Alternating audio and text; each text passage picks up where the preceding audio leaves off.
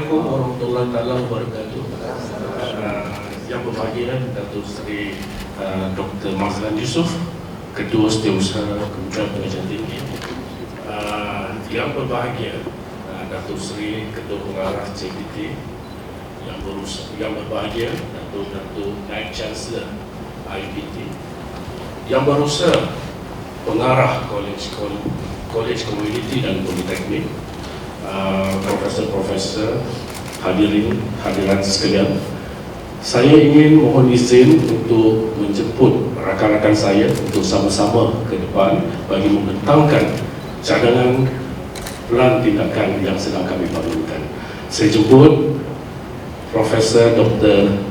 Syed Jamal dari UiTM, Dr. Chandra Kanta dari UUM, dan Dr. Muhammad Zaidi dari UTM.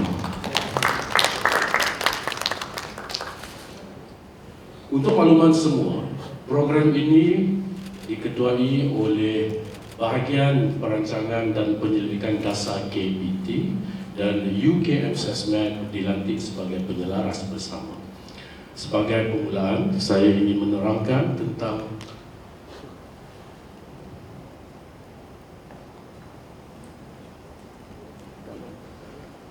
perjalanan program kita pada petang ini.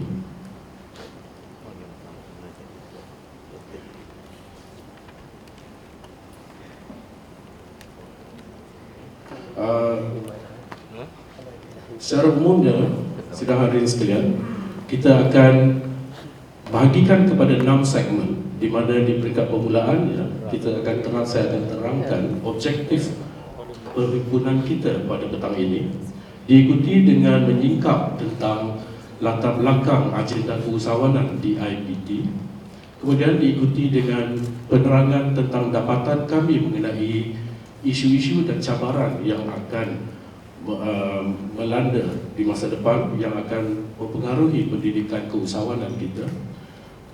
Kemudian ianya akan diteruskan oleh rakan-rakan saya yang akan menerangkan tentang intipati bagi cadangan pelan tindakan keusahawanan ini, dan akhirnya kita juga akan menerangkan tentang hala tuju seterusnya beserta penghargaan kepada mereka yang terlibat sama dalam pembangunan pelan ini.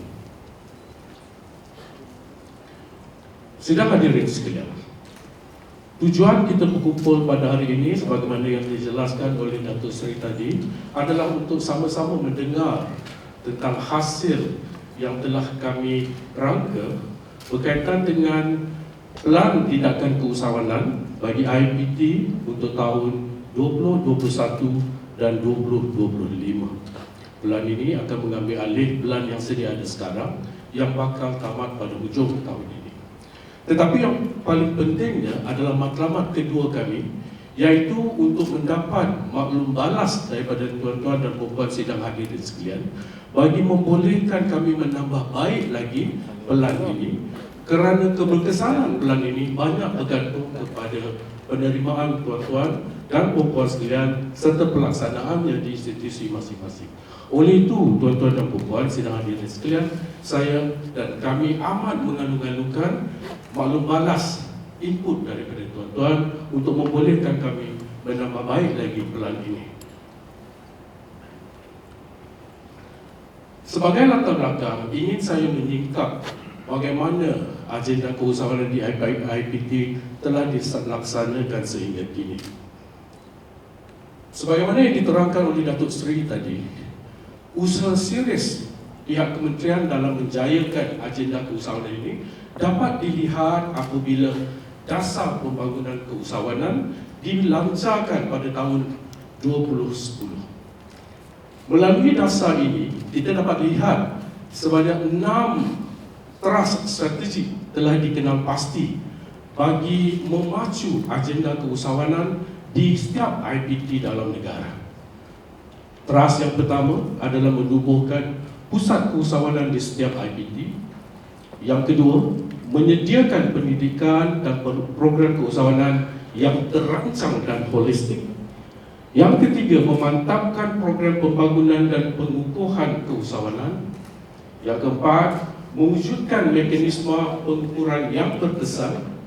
Kelima, menyediakan persekitaran dan ekosistem yang kondusif bagi pembangunan keusahawanan.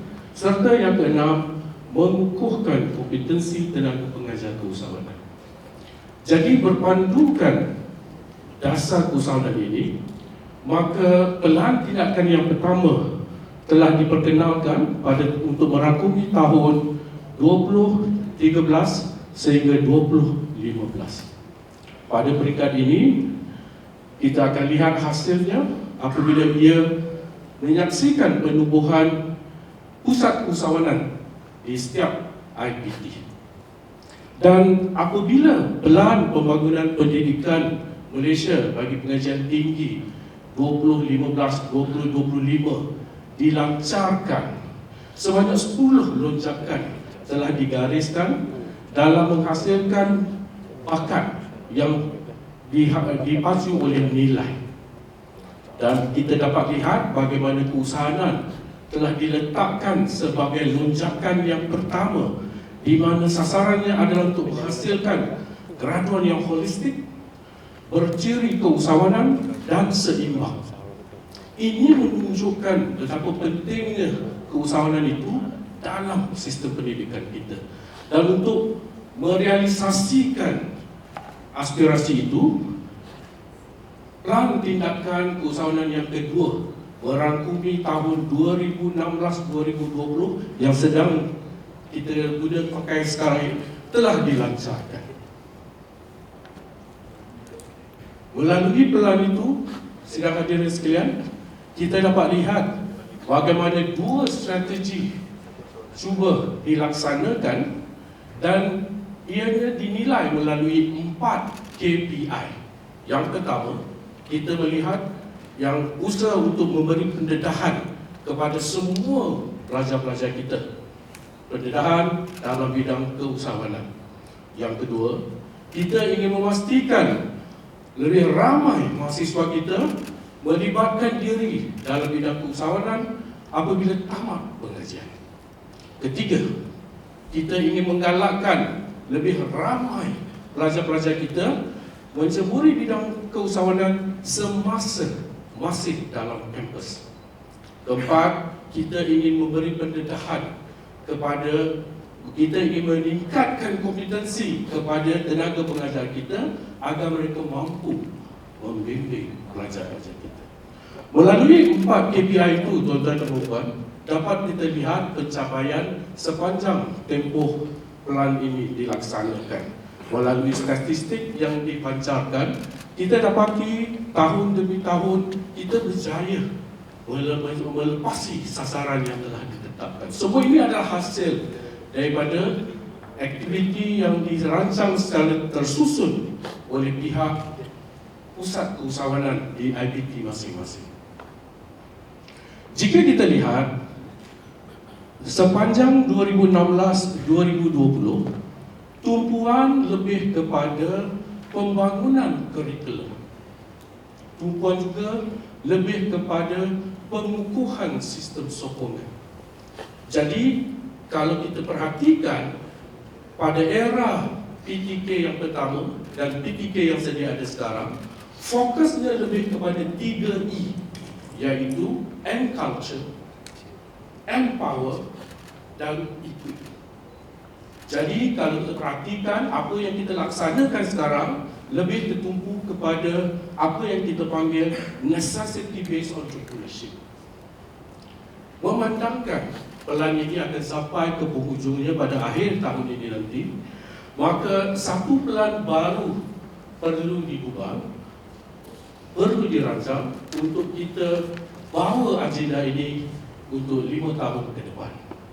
Dan untuk itu, satu jawatan kuasa telah dilantik, dipimpin oleh pegawai-pegawai, beberapa orang pegawai daripada bahagian perancangan pendidikan dasar, dan dibantu oleh kami berempat, sama-sama bertindak sebagai jawatan kuasa induk.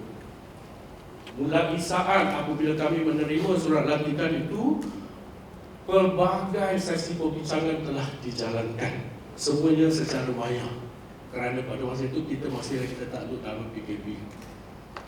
Jadi lebih kurang, tak salah saya, 15 kali kami berbincang secara dalam talian, bermula dari pukul 9 malam, berakhir sampai larut malam, ada kali sampai keesokan harinya, semata-mata untuk menyiapkan kerangka bagi pelan yang akan kita bangunkan ini.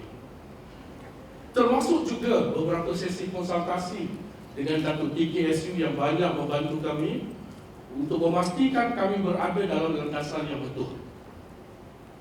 Daripada situ, mulalah nampak kerangka bagi plan yang akan kita bangunkan itu.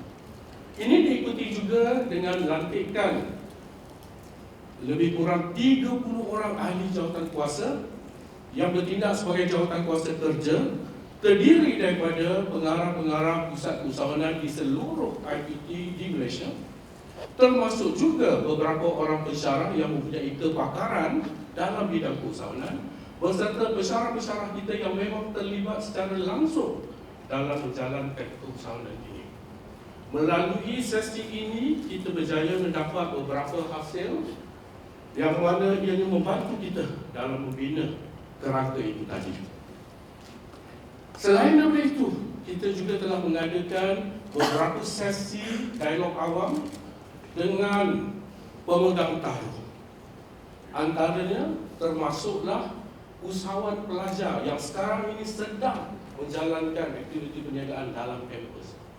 Kita juga mengadakan sesi bersama-sama dengan alumni dari IPT yang sekarang ini menceburi dalam bidang keusahawanan. Dan juga yang paling pentingnya, kita juga telah membentangkan cadangan kita ini kepada pihak agensi kerajaan yang terlibat dalam pembangunan keusahawanan. Hasil daripada perbincangan-perbincangan itu, sidang hadirin sekalian, dapat kita simpulkan ada beberapa dapatan yang kami guna pakai dalam menambah baik lagi kerangka yang sedang kami bangunkan itu. Kalau kita lihat daripada usahawan pelajar, beberapa kebimbangan yang mereka bangkitkan antaranya adalah kelemahan dari segi bimbingan dan sistem pementoran, kurangnya kerjasama di antara IPT dengan pihak industri, silibus keusahawanan yang dianggap agak masih lagi konservatif, penyediaan dana yang boleh membantu mereka. Itu daripada perspektif pelajar-pelajar kita. Daripada wakil agensi dan juga usahawan alumni pula, dapat kita lihat mereka juga menekankan tentang pentingnya kerjasama antara pihak industri dan pihak IPT. Mereka juga menekankan tentang perlunya silibus keusahawanan itu dikemaskinikan bagi menggambarkan sesuatu yang lebih praktikal. Okay? Dan mereka juga ingin melihat lebih banyak program-program berimpak tinggi dilaksanakan di IPT. Apa yang mereka utarakan semasa sesi-sesi berkenaan sebenarnya selari dengan dapatan yang kami perolehi hasil daripada sesi kaji selidik serta focus group discussion bersama dengan pihak-pihak yang berkepentingan. Daripada situ, kami bangkitkan beberapa isu dan cabaran yang dirasakan perlu diambil kira dalam pembangunan plan yang sedang kita laksanakan sekarang. Antaranya, kalau saya meringkaskan, dari perspektif pelajar, kita dapati respon dari pelajar mengatakan masih ramai yang kurang faham tentang apa itu keusahawanan, ataupun pemahaman mereka agak sempit tentang bidang keusahawanan. Ada juga yang mengatakan masih kurang berminat kerana masih lagi mengharapkan kerja makan gaji. Daripada pengajar pula, kita dapati ada yang mengatakan kurang berminat untuk terlibat sama dalam aktiviti keusahawanan dalam kampus kerana kurangnya pengiktirafan untuk laluan kemajuan kerjaya. Dan yang berminat pula merasakan yang mereka perlukan bimbingan untuk meningkatkan kemahiran mereka bagi membolehkan mereka memimpin pelajar-pelajar. Dari segi fasiliti pula, ada yang mengatakan masih terdapat kurang ruang bagi pelajar-pelajar, ruang perniagaan untuk menjalankan perniagaan dalam kampus. Ada juga yang membangkitkan tentang isu incubator dan co-working space, kerana itu merupakan ingredient utama bagi kita mengukuhkan budaya keusahawanan dalam kampus. Dari segi takbir lurus, ada yang masih keliru. Keusahawanan ni HEP ke, HEA ke? So masing-masing rasa nak report kat siapa ni? Itu juga satu isu yang perlu kita lihat semula. Dari segi dana, kita lihat daripada dua perspektif. Satu, dana untuk pelajar kita untuk menjalankan perniagaan. Dua, dana bagi pusat keusahawanan untuk menjalankan aktiviti-aktiviti berteraskan keusahawanan. Kolaborasi juga merupakan satu isu di mana kita ingin melihat kerjasama yang lebih erat antara pihak IPT dengan pihak agensi luar. Revolusi industri 4.0 ini tak dapat lari. Inilah realiti semasa yang mana kita sekarang kita hidup dalam alam di mana otomasi, robotik dan Internet of Things yang menjadi rule of the game. Kalau kita lihat pasal VUCA, contoh yang terbaik adalah amalan norma baru akibat daripada volatility, uncertainty, complexity and ambiguity yang terdapat dalam persekitaran kita. Ini telah mendedahkan kita kepada jurang ketidaksamarataan pendapatan yang lebih besar, yang memerlukan kita melihat bagaimana cara kita boleh mengatasi masalah ini. Of course, disruptive technology, teknologi pengganggu juga perlu diambil kira untuk diterapkan dalam kita punya pelan kita ini.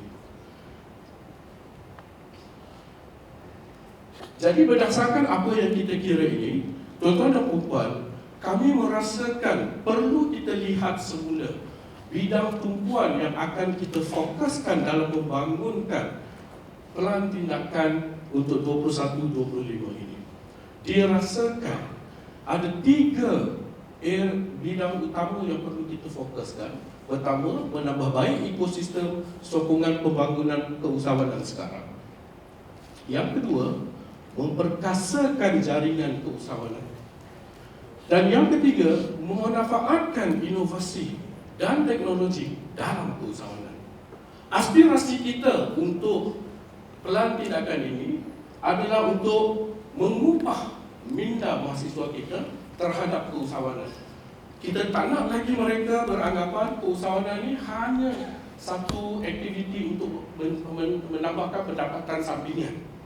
Kita ingin mereka melihat keusahawanan sebagai satu kerjaya jangka panjang. So kita ingin mengangkat keusahawanan menjadi a long term viable career bagi mahasiswa kita.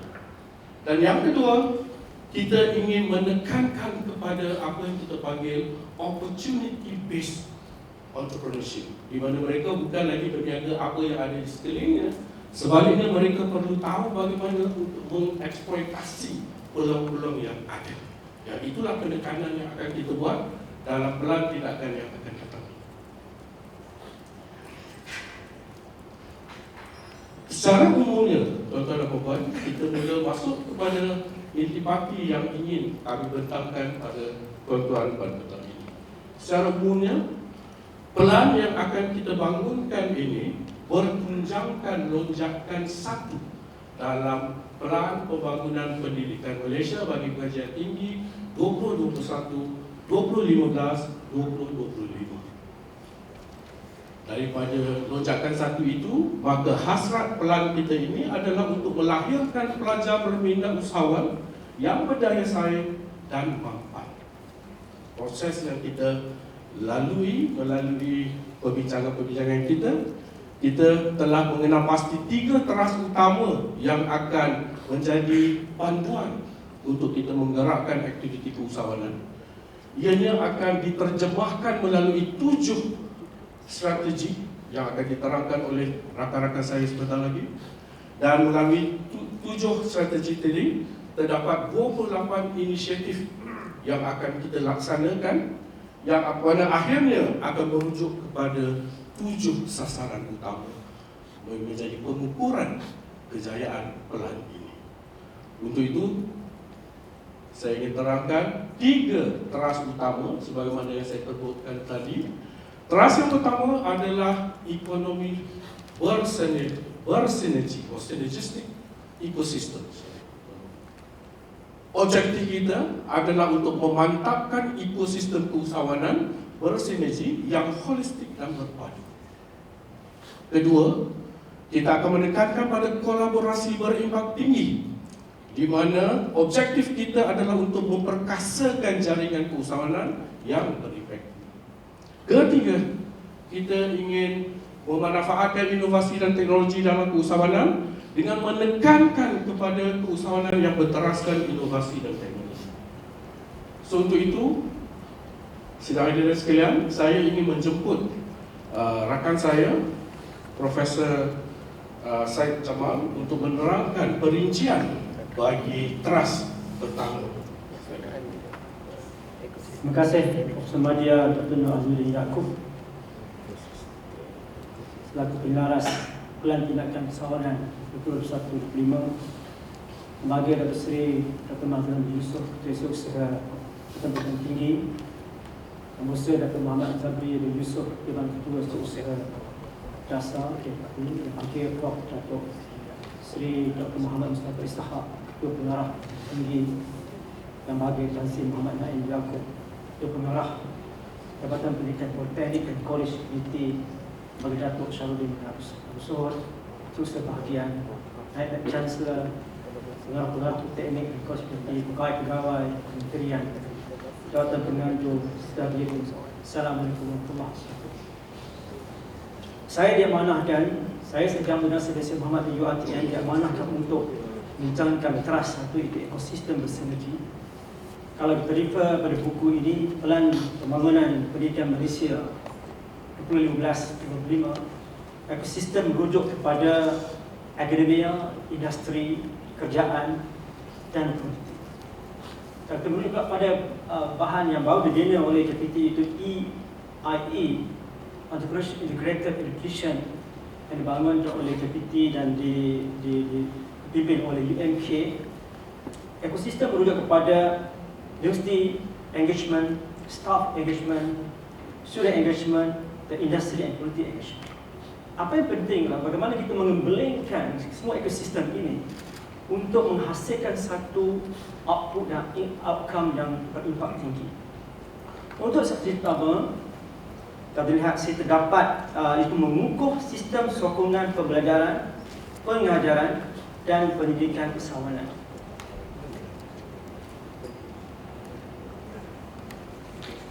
Terdapat 4 inisiatif atau 5 inisiatif di sini yang mengiktiraf aktiviti perniagaan keusahawanan pelajar semasa pengajian setara dengan kurikulum berkredit. Ini bermakna pelajar yang menjalankan aktiviti perniagaan diberi jam kredit yang bolehkan mereka mendapat pengecualian daripada mengikuti program atau kursus kurikulum yang berkredit. Ini secara langsung menggalakkan pelajar untuk terlibat secara maksimum dalam aktiviti keusahawanan. Yang kedua ialah menerapkan komponen keusahawanan sosial dalam kurikulum dan kurikulum.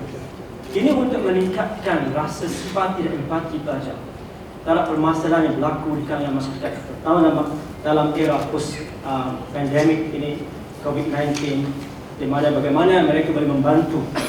Dan kemarin social enterprise, social entrepreneurship ini membantu masyarakat untuk menjana pendapatan, meningkatkan kualiti hidup dalam meneruskan kelangsungan kehidupan. Seterusnya, meningkatkan penglibatan pengamal industri dalam pengajaran dan pelajaran keusahawanan.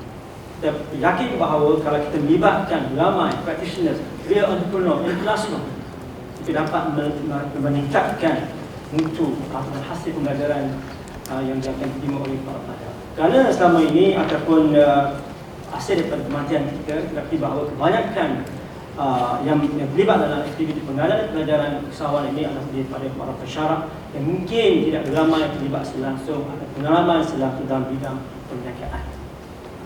Yang sudah menerapkan kemahiran kesawanan dalam kaedah pengajaran dan pembelajaran merentas bidang. Ini bermakna setiap pelajar berpeluang didedahkan dengan ilmu kesawanan, tidak kira bidang apa yang mereka ikuti. Perubatan, farmasi, architecture, seni, muzik sebagainya. Elemen-elemen kesawanan akan embedded dalam aktiviti pengajaran mereka. Dengan ini pelajar akan dapat dibina entrepreneurial mindset atau minda kesawanan di kalangan pelajar kita. Yang kedua, mengaplikasikan dapatan kajian dan membangunkan bahan pengajaran dan pembelajaran kesawanan. Masyarakat kita terlibat dengan pendidikan bidang kesawanan begitu banyak sekali, tapi kalau tidak dapat gunakan aplikasikan berdasarkan applied research atau contextual research dalam menghasilkan modul yang berkesan, menghasilkan metodologi pengajaran berkesan, menghasilkan penilaian yang berkesan berasaskan pendidikan yang kita lakukan, sudah tentu insyaAllah boleh melahirkan keputusan yang lebih bermakna dan membantu pelajar menjadi usahawan yang saya. Satu jenis kedua iaitu melahirkan pelajar yang berupaya mencipta pekerjaan atau job creator, di mana kita mencadangkan setiap aktiviti mewujudkan polisi kesawanan di semua aktiviti. Berdasarkan review kita, ramah survey kita dengan semua pengarah pusat-pusat kesawanan, hanya beberapa universiti sahaja yang ada polisi kesawanan pelajar.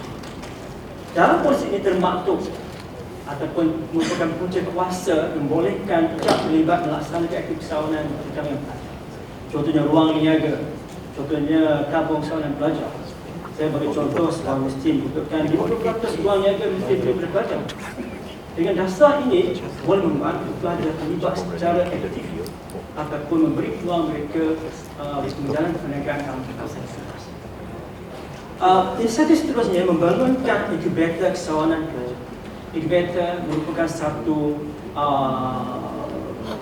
alat atau satu prasarana yang sangat penting untuk membantu menyediakan sumber kepada pelajar untuk menjadi usahawan. Kita ada coaching, ada mentorship, ya, dan dibantu bagaimana menghubungkan mereka dengan business angel, for example, dalam inkubator ini merupakan satu proses ataupun satu cara yang sangat berkesan untuk membantu pelajar menjadi usahawan. Inisiatif tiga memantapkan pelaksanaan dasar Green Lane untuk perniagaan, ya, milik pelajar dan profesi pelajar. Green Lane bermakna pelajar diberi privilege untuk menyediakan perkhidmatan kepada aktiviti masing-masing. Contohnya sebuah universiti memberikan kerja membersih kawasan universiti kepada pelajar. Ini satu usaha memberi peluang pelajar untuk menjalankan perniagaan ataupun menyediakan perkhidmatan kepada aktiviti masing-masing. Dan mewujudkan Directorate Gig Ekonomi dan pekerja bebas di mana ada director yang menyediakan apakah jenis perkhidmatan boleh disediakan oleh pelajar di aktiviti masing-masing. Dengan adanya directory ini, pihak universiti tahu dan warga universiti tahu pelajar kita boleh menyediakan perkhidmatan yang boleh ditawar kepada warga kampus. Dan inisiatif seterusnya memperkenalkan latihan industri kesawanan pelajar. Kalau selama ini pelajar ditempatkan di agensi kerjaan dan swasta, mereka belajar secara lebih tentang pentadbiran dan pengurusan sebuah organisasi mereka bidang masing-masing. Tapi kali ini kita membenarkan mencadangkan untuk mereka memilih track keusahawanan. Mereka ditempatkan di SNE contohnya ataupun dengan usahawan berjaya, boleh melatih mereka bagaimana merealisasikan bisnes yang mereka bangunkan. Inisiatif yang terakhir untuk strategi 2 ialah mewujudkan jaringan usahawan pelajar di kampus. Semasa kita mengadakan town hall dengan pelajar dan alumni, mereka mengutarakan pandangan supaya diadakan satu jaringan ataupun networking di kalangan pelajar. Ada platform. So, kita mohon, kita mencadangkan agar setiap universiti, fakulti dan sebagainya mewujudkan satu platform membolehkan pelajar berhubung, berkomunikasi, ya, dapat peluang-peluang perniagaan, ya, melalui network yang begitu. Satu yang ketiga itu meningkatkan bilangan tenaga pakar dan sebagainya. Kita tahu bahawa tanpa pensyarah IPTA mungkin atau tidak mungkin lahirnya usahawan berjaya. Walaupun ilmu usaha boleh dapati melalui pelbagai sumber online sebagainya, tetapi bimbingan, nasihat, latihan dan sebagainya tidak penting kepada pelajar kita. Oleh itu kita mencadangkan untuk meningkatkan motivasi tenaga pelajar di universiti dan juga politeknik dan universiti. Kita mencadangkan mengiktiraf penglibatan tenaga pengajar dan aktiviti kesawanan sebagai salah satu kriteria pendidikan. Jadi dengan adanya insentif seperti ini, pengiktirafan seperti ini boleh meningkatkan motivasi masyarakat untuk mendalami ilmu kesawanan. Mereka akan menjadi pakar dalam bidang mereka. Keduanya, mengaplikasikan Orange Book dan mewujudkan track profesional kesawanan sebagai salah satu track dalam laluan budaya. Kalau Orange Book sebenarnya kita tahu bahawa terdapat 3 track dalam budaya, iaitu research, teaching and learning, and professional. Dalam kategori profesional kita cadangkan supaya kesawanan dikira sebagai salah satu kategori profesional atau perkhidmatan profesional. Dengan adanya pengiktirafan seperti ini, kita percaya ramai masyarakat di depan untuk membantu pusat kesawanan, membantu universiti untuk melayakan usahawan karya pelajar. Yang ketiga, memperkenalkan dan mengiktiraf program statistika kesawanan. Kalau selama ini masyarakat kita keluar cuti seketika, menjalankan pendidikan, mengeluarkan buku dan sebagainya, tapi kita benarkan untuk terlibat dalam membangunkan kesawanan mereka sendiri. Di tempat dengan SME, di tempat dengan usaha berjaya belajar bagaimana kita belok merealisasikan atau membangunkan startup company mereka sendiri. Dan yang keempat, membenarkan tenaga akademik terlibat selangsung dalam aktiviti kerjaan. Ini satu perkara yang sering dibangkit di kalangan masyarakat kita. Mereka tidak mungkin membenarkan untuk terlibat dalam perniagaan. Kalau mereka tidak terlibat dalam perniagaan, bagaimana mereka boleh menyampaikan maklumat secara terus kepada pelajar, berdasarkan pengalaman. Experience very important untuk share dengan pelajar. Pelajar dapat mendapat first hand information daripada practitioner. Kalau kita benarkan masyarakat terlibat dalam perniagaan, ini memberi manfaat kepada pelajar. Dan yang akhir sekali, meningkatkan bilangan tenaga pengajar yang bertauliah dalam bidang kesawanan, di mana kita mencadangkan agar mereka yang terlibat dalam aktiviti kesawanan ini mestilah diiktiraf, mesti dilatih, mendapat persijilan dalam luar negara ataupun di peringkat index dan medik sebagainya. Jadi ini boleh melahirkan pengajar yang certified training atau certified course. Kesemua ketiga strategi ini ya, dinilai dengan 3 pengukuran, iaitu peratusan usahawan pelajar IPT menjalani perniagaan semasa dalam perniagaan. Kita mensasarkan pada tahun 2021 dengan 17% sehinggalah mencapai 2% pada tahun 2020. Manakala KPI yang kedua adalah peratusan usahawan graduan IPT menceburi bidang kesawanan selepas menamatkan pengajian. Itu kita mensasarkan 6% tahun hadapan sehingga kita mencapai 10% tahun 2025. Pada tahun ini pencapaian kita hanya 4.8%. So kita lebih realistik. Ya. Dan KPI ketiga ialah bilangan tenaga pakar, tenaga pengajar yang punya kepakaran kesawanan. Kita mensasarkan pada tahun depan 2.500 hingga kita mencapai 4.000 pada tahun 2020. Jadi dengan itu saya mengucapkan terima kasih dan saya serahkan kepada Syed Profesor Dr. Chandra Subramanian untuk meneruskan presentation. Kelas yang pertama membincangkan tentang jumlah graduan yang berniaga atau menjalankan perniagaan di dalam kampus. KPI yang kedua melihat kepada jumlah pelajar yang menamatkan pengajian dan akan memulakan perniagaan selepas tamat pengajian tersebut. Dan KPI ketiga adalah KPI yang melihat kepada jumlah tenaga pengajar. Dan ini adalah sebahagian daripada KPI yang dibawa daripada Pelan Tindakan Keusahawanan IPT 2015-2020. We are still maintaining this. Tetapi what is so new about this plan? Plan ini bergerak kepada fasa yang ketiga, apabila di dalam fasa yang ketiga, teras yang kedua dan teras yang ketiga yang akan diterangkan oleh Dr. Zaidi sebentar lagi adalah the new things yang menjadi jawapan kepada isu dan masalah yang kami perolehi di dalam bengkel-bengkel yang kami jalankan. Jika kita lihat kepada teras yang kedua melihat kepada impactful collaboration. And this impactful collaboration in terms of strategy 4 dengan strategy 5, kita menggunakan kolaborasi yang boleh dijalankan bersama-sama agensi, industri dan juga alumni-alumni yang ada supaya kita dapat nombor satu, strategi yang keempat, meningkatkan kepelbagaian kerjasama melalui jaringan persawanan. Kenapa kita nyatakan kepelbagaian adalah disebabkan setiap universiti mempunyai fokus area yang berbeza, maka kolaborasi itu adalah dalam bentuk hybrid, berbeza dari satu universiti kepada universiti yang lain. Jadi in terms of operational, di universiti masing-masing akan ada your own tactical plans.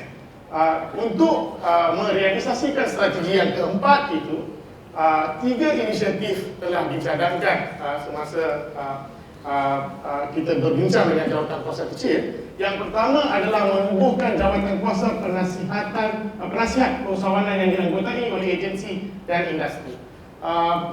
Kami percaya beberapa universiti mempunyai majlis penasihatan tersebut, tetapi keanggotaan majlis penasihatan ini, adakah keanggotaan majlis perusahawanan ini memberi majority touch from the industry dengan agensi supaya kita dapat belajar what is the relevant type of entrepreneurial practice that is happening, so kita boleh terapkan. Selain daripada itu, kita boleh dapat some sort of mileage daripada agensi tersebut where they will be very close dengan universiti-universiti tertentu.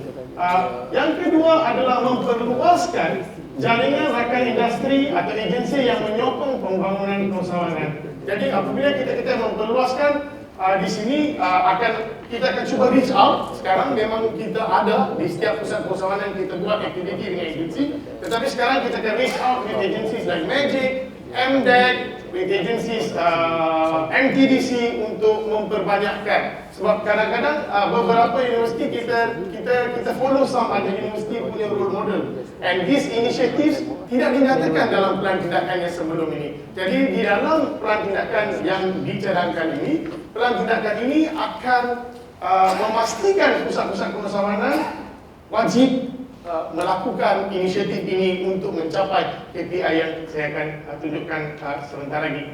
Yang ketiga adalah konsep melantik usahawan tamu, entrepreneur in residence.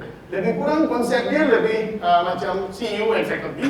Cuma apabila kita lakukan perbincangan hari itu, kita tak nak cari entrepreneur yang very well-being entrepreneur, because interaction becomes a problem. Sebab kita cuma boleh dapatkan this entrepreneur once a year, twice a year. Kita nak localize the entrepreneur. Kalau saya daripada UNM, maka saya akan cari entrepreneur di Kedah, mungkin Perlis, Modern Penang, so that the frequency of them visiting, frequency of them working with us will be more. Bila kita cari yang the top notch, yes, it's very good, they can be in the jawatan kuasa penasihatan. Dan itu adalah 3 inisiatif yang diletakkan untuk strategi yang keempat. Dan strategi yang kelima juga melalui kolaborasi adalah kita nak address the issue pelajar-pelajar tidak mempunyai dana awalan. Meningkatkan pendanaan perniagaan usahawan pelajar, seed funding.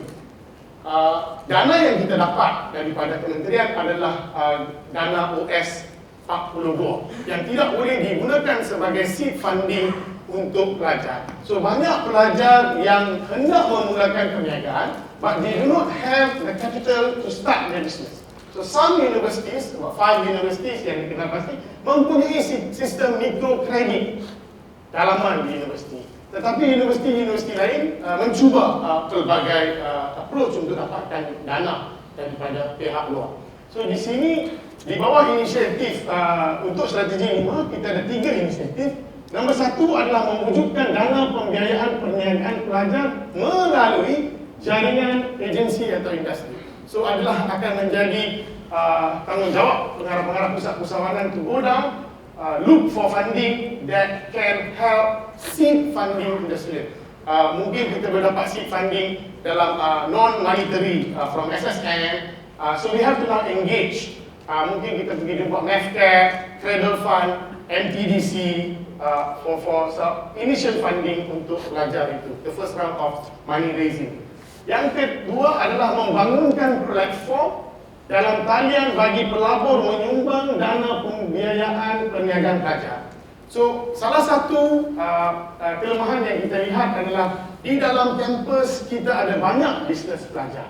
Tetapi bisnes pelajar ini setakat dalam kampus, kalau 15% of them doing business in campus, at the end of the dia punya program tu, cuma 1/3 of them, 5% becomes entrepreneur. So what we are trying to do is kita nak cuba develop satu platform yang boleh showcase what are the student businesses in campus supaya these student businesses diketahui oleh orang luar, and this will attract people to come and fund this business probably in campus or even accelerating this business outside of the campus. Dan inisiatif yang ketiga adalah membuat padanan antara pelabur dengan perniagaan pelajar. So kita akan pergi cari supaya kita buat pitching competition. In UTM banyak dia ada program-program startup weekend dan sebagainya. Dan program-program ini dihadiri oleh angel investors, crowdfunders, some venture capitalists. Kadang-kadang ada juga alumni yang mampu melabur dalam perniagaan pelajar. Because every university is a gold mine. Sebab every university ada captured market, number of students dalam campus. So this alumni pun dia dah nampak that opportunity, they want to invest into student business so that they can also make money. So out of kedua-dua strategi dan inisiatif ini adalah KPI yang may I get the next slide please?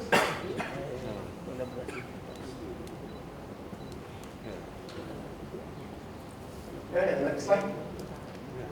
Okay, these are the KPI yang dicadangkan. Disebabkan inisiatif ini atau strategi ini adalah satu baru dalam konteks plan tindakan, maka kita we are trying to be as realistic as possible. Kita mensasarkan pada tahun hadapan 105 bilangan kolaborasi yang berlaku di antara agensi, industri, NGO, di antara persatuan dengan universiti dalam negara dan juga luar negara. How do we derive to 105? Is 5 collaboration, impactful collaboration per IPT. So kita ada 20 UA dan 1 JPPKK. So we start off with 5.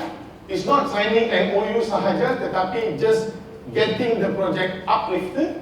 So gradually kita increase 5, 6, 7, 8. So by 2025, we are estimating about 189 projek yang akan projek kolaborasi yang akan berlaku di peringkat nasional. Begitu juga dengan bilangan syarikat enterprise projek peniaga yang mendapat suntikan dana pun sama. We start with 5 to be realistic, 6, 7, 8 and 9. So by 2025 kita sepatutnya ada lebih kurang 189 projek syarikat atau perniagaan pelajar enterprise yang mendapat suntikan dana daripada jaringan kolaborasi luar. Jadi ini merupakan intipati dalam teras 2, iaitu perkara baru yang dimasukkan dalam our third phase of the plan. So I will pass it to Dr. Zaidi to take it on the teras yang ketiga. Thank you very much. Bismillahirrahmanirrahim. Assalamualaikum warahmatullahi wabarakatuh. Puan-puan yang dihormati sekalian. Okey, terima kasih kepada rakan saya Dr. Chandra yang telah memperkenalkan satu strategi, satu trust yang kita panggil sebagai extended core. Kita dah ada trust yang mana sesuai ataupun telah dibentuk daripada 2013 hingga 2020. Kali ini kita ada extended core iaitu 2.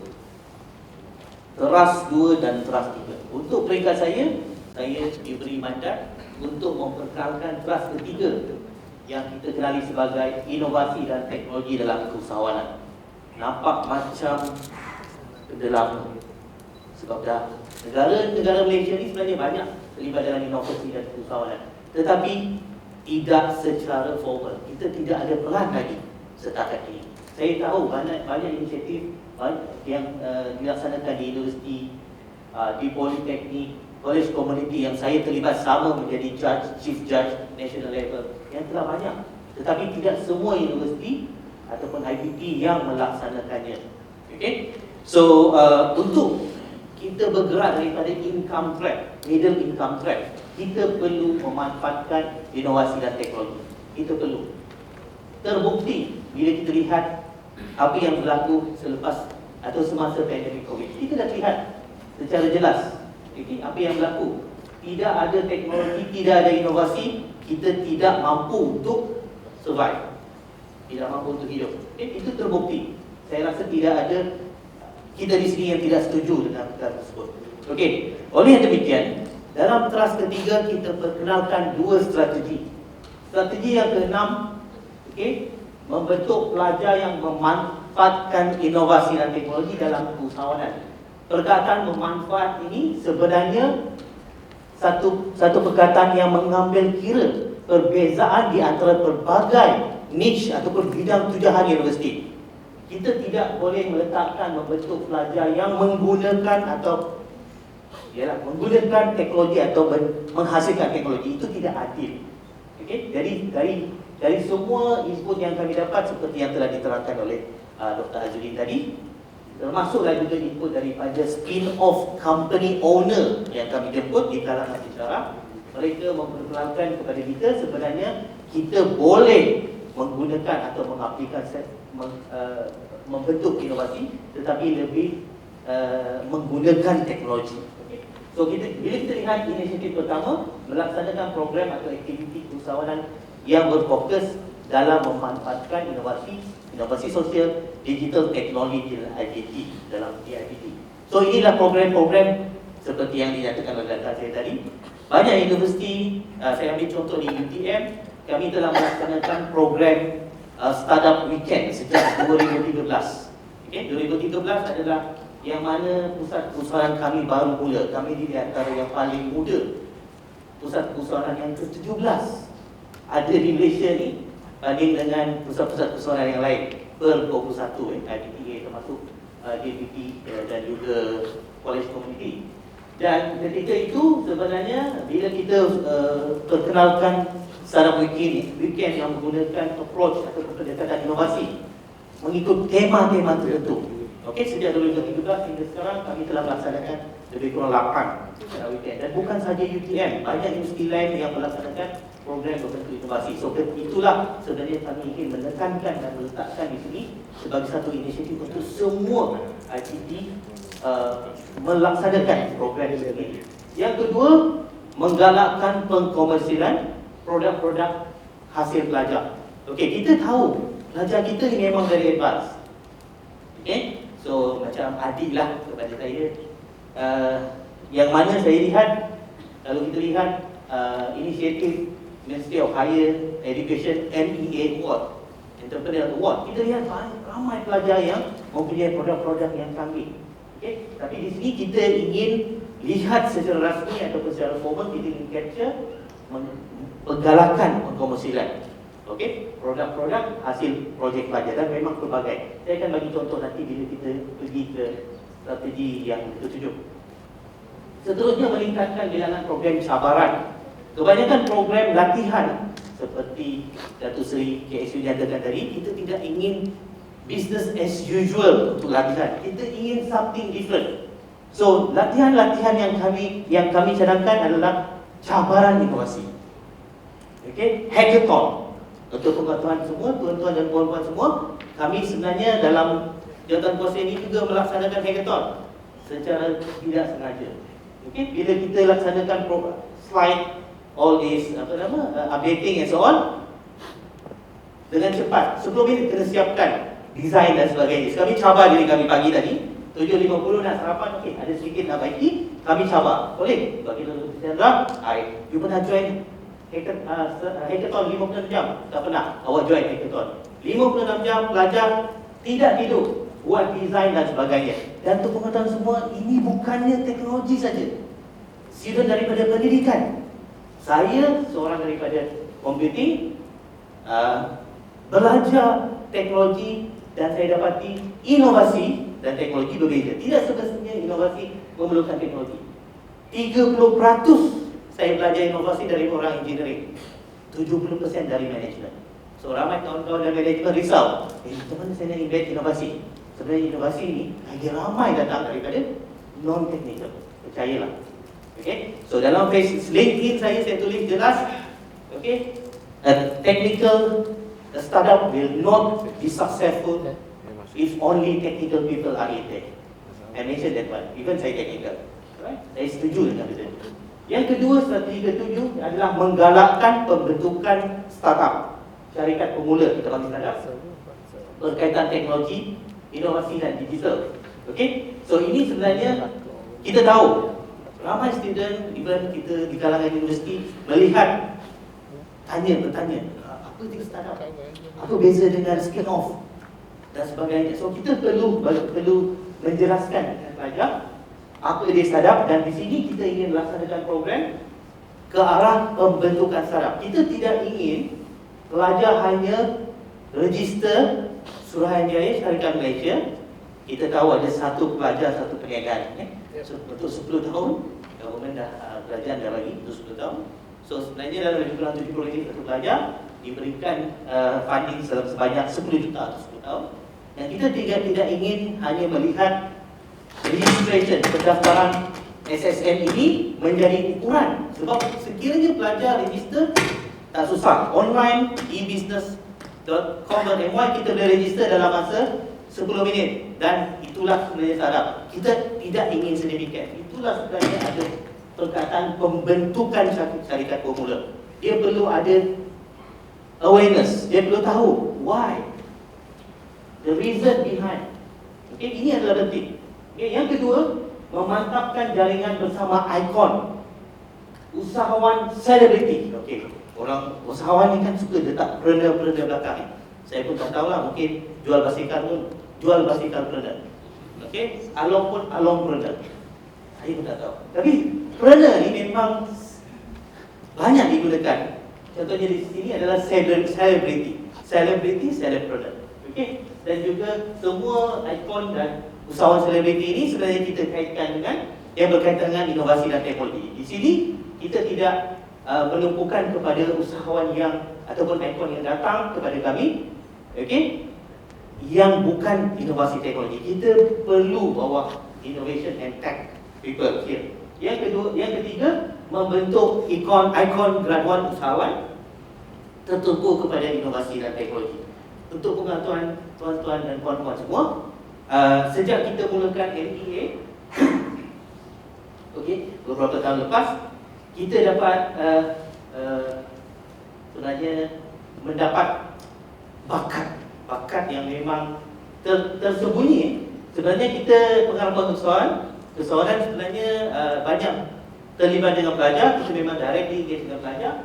Semasa kita ingin mendapatkan mereka memaklumkan pada kami yang mereka menjalankan perniagaan, itu ada satu kesukaran yang amat sangat.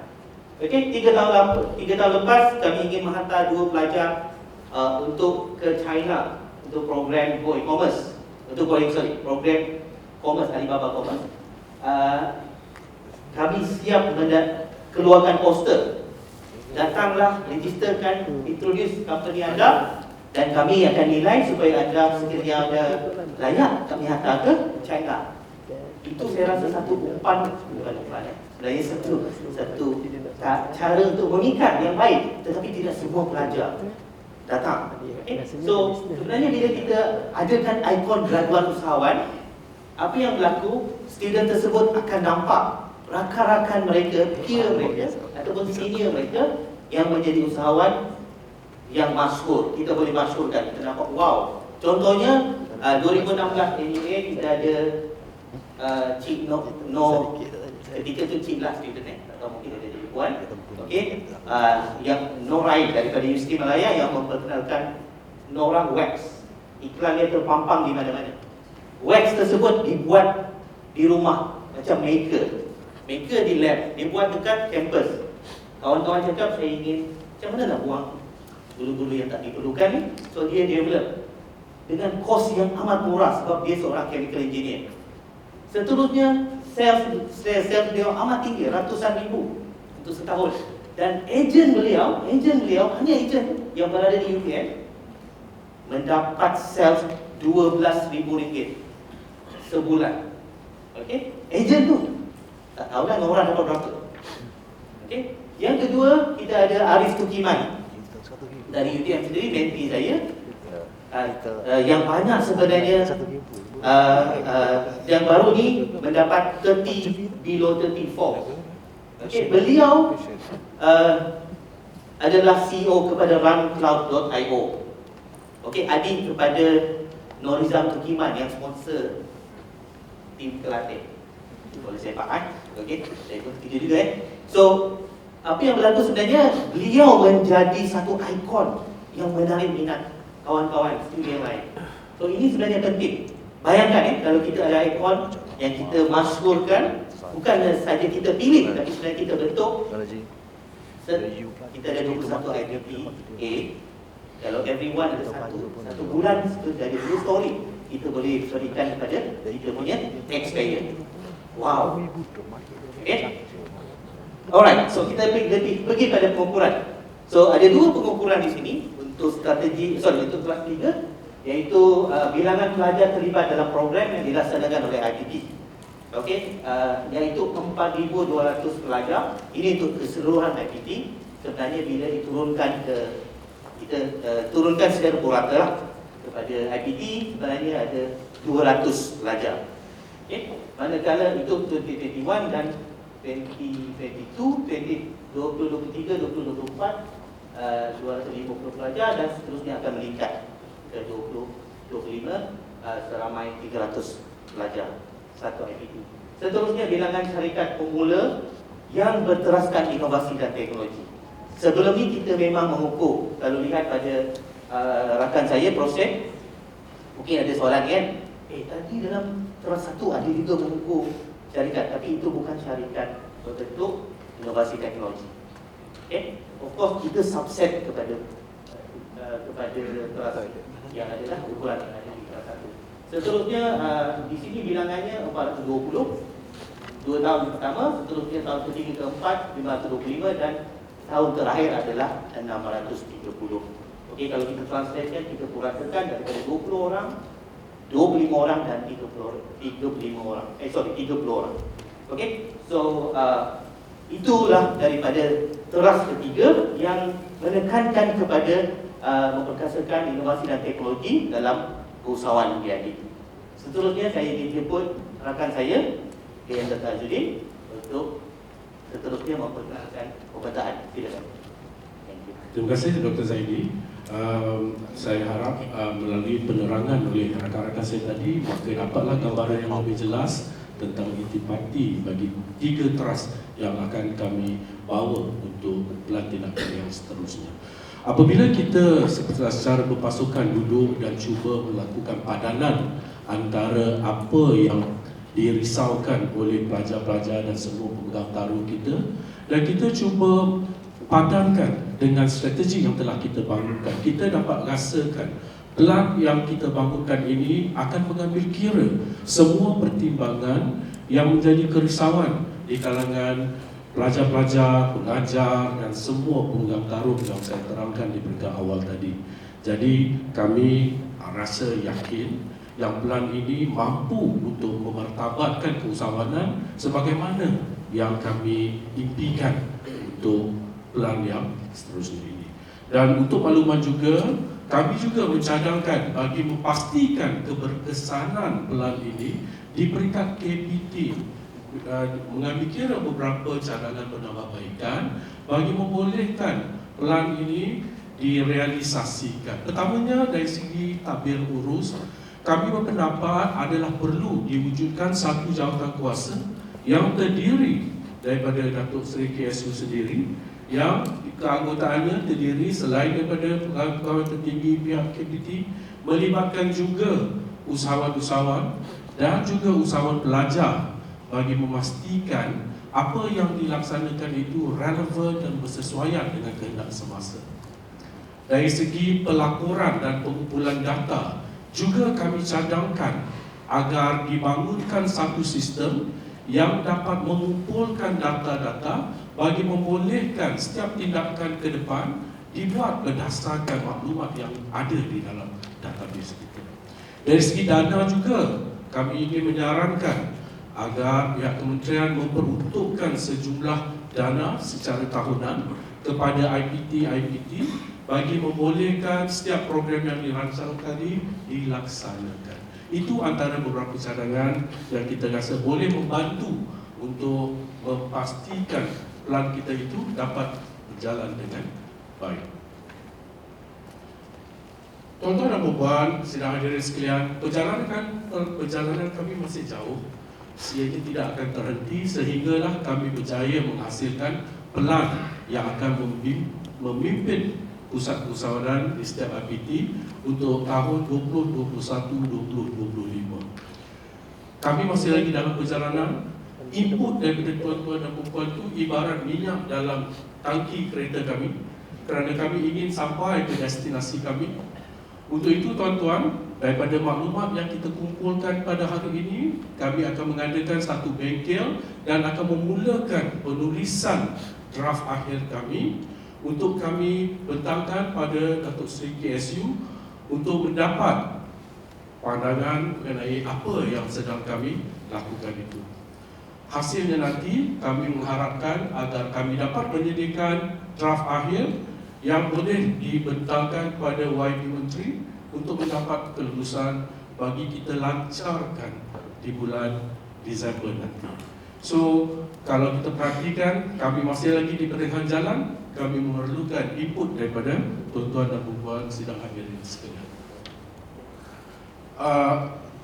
Kami ingin memberi pengiktirafan dan penghargaan kepada semua institusi IPT, Politeknik dan College Community yang menyokong usaha kami sehingga ke hari ini.